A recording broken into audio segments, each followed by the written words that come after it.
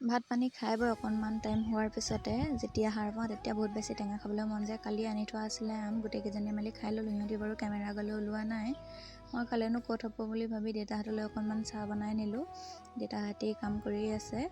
সেনেকৈ চাহ তাহ খাই ল'লে। লগতে ময়ো অকণমান গছৰ তলতে বহি ল'লোঁ, যিহেতু বহুত বেছি গৰম। গছৰ তলত বহুত বেছি ভাল লাগে বহি। অকণমান সময় বহাৰ পিছতে আহিলোঁ আকৌ ৰুটি কেইটামান বনাওঁ বুলি, যিহেতু ৰাতিপুৱাই ভাত খোৱা।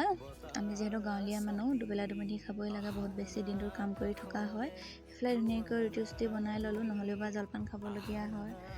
আজি ৰুটিকে বনালোঁ, অকণমান ভাজিও বনাইছোঁ। মানুহজনে আকৌ ভাজি নহ'লে খাবলৈ বেয়া পায়। আমি বাৰু চাহৰ লগতে খাব পাৰি, কিন্তু মানুহজনে খাব নোৱাৰে।